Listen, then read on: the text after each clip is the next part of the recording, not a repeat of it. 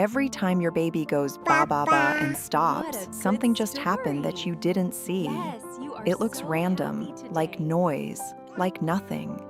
But there is a structure underneath that sound, a specific, measurable, repeatable structure. And your baby learned it before they ever learned a single word. Here's what most parents never get told. The babbling itself is not the milestone. The pause after the babbling is. That little gap, the one you barely notice, the one you sometimes fill with, "Oh, really?" or "You don't say." That gap is the entire point. Your baby is not making sounds. Your baby is taking a turn. And taking a turn means something specific. In the next few minutes, I'm going to walk you through what is actually happening when your baby babbles. Why the timing matters more than the sound. Why this is the single clearest sign you are doing something right. And one quiet thing you can do today that doubles down on it. By the end of this video, you will never hear ba ba ba the same way again. Babies start babbling around 4 months. The technical term is canonical babbling, consonant plus vowel repeated, baba, dada, mama.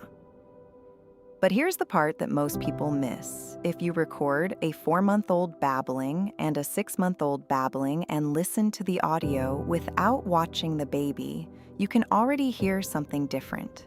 The older baby is leaving spaces, specific spaces, roughly the length of an adult sentence. Researchers at Cornell put this under a microscope. They recorded hundreds of hours of babies and parents at home, then they measured the gaps. Not the sounds, the silence between the sounds. And they found something nobody expected. The pauses your baby leaves when they babble are not random. They match the average length of a parent's reply. Not a perfect match, but close enough that it cannot be coincidence. Your baby has, somewhere in their head, a model of what a conversation feels like in time. They know roughly how long they get to talk. They know roughly how long you get to talk. And they wait. Think about that. Before your baby has produced a single intentional word, before they understand what a word is, they already know the timing of a conversation. They already know there are turns. This is the first revelation. The babbling is not the conversation. The rhythm is. And your baby has been studying the rhythm since long before they made their first sound. But here is where it gets stranger. The pause is one thing. The pause plus the eyes is something else entirely. Watch a baby babble at a parent. Really watch. The babble starts, the babble stops. And in that gap, almost every time, the baby looks at the parent's face. This is called gaze-coupled vocalization. The babble and the look are linked. They function as one unit. The babble says, "I am taking my turn," and the look says, "Okay, your turn." It is the most basic possible structure of a real human conversation, and your 6-month-old is running it on you every day without you noticing, and it gets even more specific than that. A 2019 study at the University of Iowa filmed babies babbling at parents and at strangers. Same baby, same babble sounds. The pauses were different. When the baby was babbling at a parent, the pause was longer. The baby waited. They expected a real reply. They were giving the parent enough time. When the baby was babbling at a stranger, the pause was shorter. The baby was checking, almost, probing. Not really trusting the conversation to come back. So your baby is not just babbling into the room. Your baby is calibrating their pauses to who they are talking to. They are running a different rhythm with you than they run with anyone else.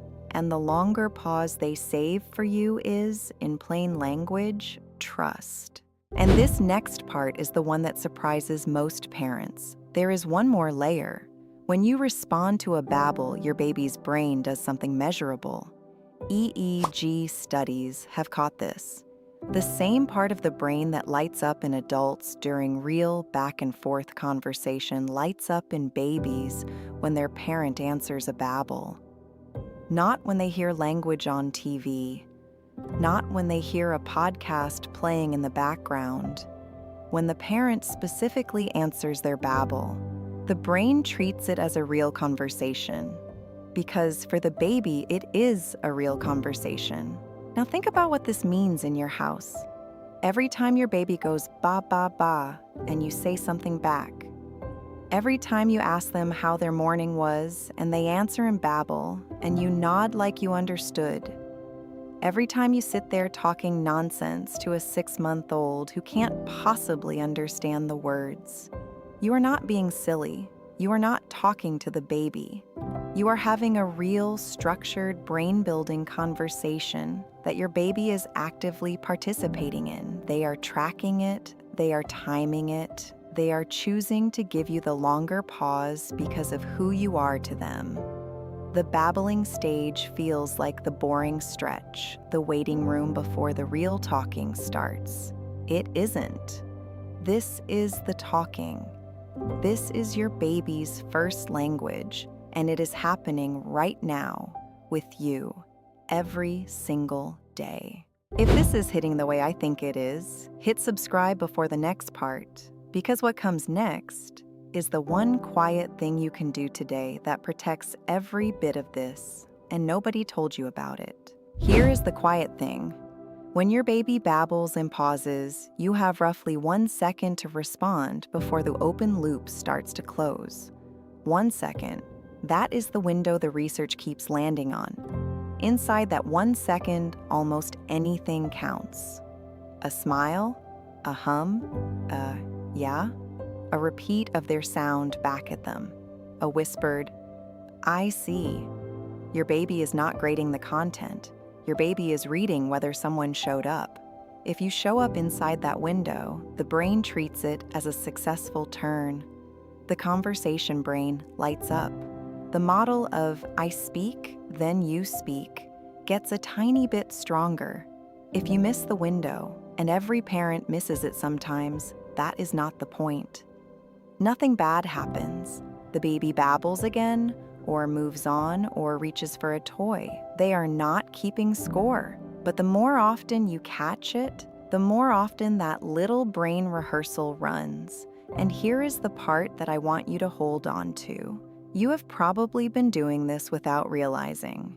The fact that you are watching this video at all, the fact that you noticed your baby's babble enough to be curious about what it means, that is already the behavior. Parents who are tuned in catch the window most of the time. They do it on instinct. They do it without anyone teaching them. So if you have ever felt guilty about not doing enough talking, about not narrating every diaper change, about not playing classical music in the background or running flashcards, stop. The single most powerful language input your baby gets is the one you are already giving them. Your face, your voice, your 1 second reply to a sound that on paper means nothing. That reply is not nothing. It is the conversation. So now you know. That little ba ba ba your baby keeps offering you is not noise. It is an invitation. They are taking a turn and waiting to see if you will take yours. They are running real conversational structure with the person they trust the most, which is you. Next week, I am going to walk through what your baby's first real word is actually telling you about how their brain decided which words mattered enough to keep. Subscribe so you do not miss it.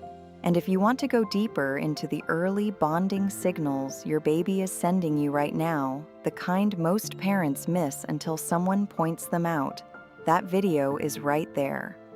The next time your baby goes ba ba ba and pauses and looks at you, take the second. Say something, anything.